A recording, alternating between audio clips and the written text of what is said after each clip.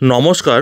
এই মুহূর্তে ২০১৬ এসএসসি নিয়োগ দুর্নীতিকাণ্ডে প্রায় ২৬,০০০ শিক্ষক শিক্ষাকর্মীদের চাকরি বাতিলের নির্দেশ দিয়েছিল কলকাতা হাইকোর্টের ডিভিশন বেঞ্চ। আগামী ১৬ই জুলাই সুপ্রিম কোর্টে সেই মামলার শুনানি রয়েছে।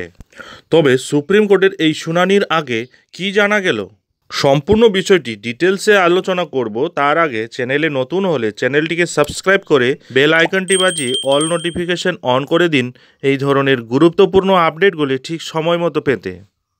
বন্ধুরা, আপনারা জানেন কলকাতা হাইকোর্টের ডিভিশন বেঞ্চের নির্দেশে চাকরি হারিয়েছিলেন প্রায় ২৬,০০০ শিক্ষক শিক্ষাকর্মীরা। এর ফলে এসএসসি এবং চাকরিহারারা সুপ্রিম কোর্টের দ্বারস্থ হলে সুপ্রিম কোর্ট আপাতত চাকরি বাতিলে স্থগিতাদেশ দিয়েছে।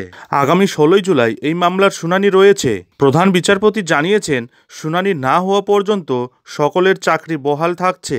তিনি এও জানিয়েছেন, সুপ্রিম কোর্টের দ্বারস্থ হওয়া চাকরিহারাদের সকলের কথাই শুনতে হবে।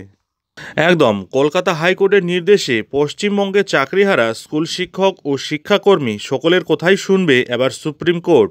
২০১৬ সালে স্কুল সার্ভিস কমিশনের প্রক্রিয়ায় নিযুক্ত ২৫,৭৫৩ জন শিক্ষক ও শিক্ষাকর্মীর নিয়োগ বাতিল করে দিয়েছিল কলকাতা হাইকোর্টের ডিভিশন বেঞ্চ।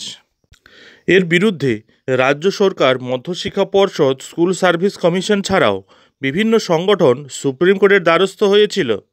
গত ৭ই মে সুপ্রিম কোর্ট জানিয়েছিল, আপাতত কারো চাকরি বাতিল হবে না, কাউকে বেতনও ফেরত দিতে হবে না। যারা বেআইনিভাবে চাকরি পেয়েছেন তাদের থেকে যোগ্যদের আলাদা করা যায় কিনা এবং করা গেলে কিভাবে করা যায় তা খতিয়ে দেখতে হবে। বন্ধুরা, আপনারা জানেন সুপ্রিম কোর্টে একগুচ্ছ মামলা হয়েছে এর আগেই। এবার রাজ্যের মাধ্যমিক স্তরের শিক্ষক ও কর্মচারীদের সংগঠন secondary teachers and employees association supreme কোর্টের দ্বারস্থ হলো। তার সঙ্গে আরও চাকরিহারা শিক্ষক ও শিক্ষাকর্মীও সুপ্রিম কোর্টে এসেছিলেন। সব মিলিয়ে ১৪৮ জন সুপ্রিম কোর্টে আবেদন করেছেন।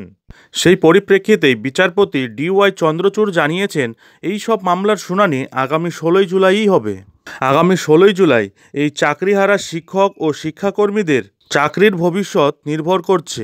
যাই হোক বন্ধুরা, এখন এখানেই শেষ করছি। এই ধরনের নিয়োগ সংক্রান্ত মামলায় নজর রয়েছে আমাদের, তাই এর পরবর্তী আপডেট ঠিক সময় মতো পেতে অবশ্যই চ্যানেলে চোখ রাখুন।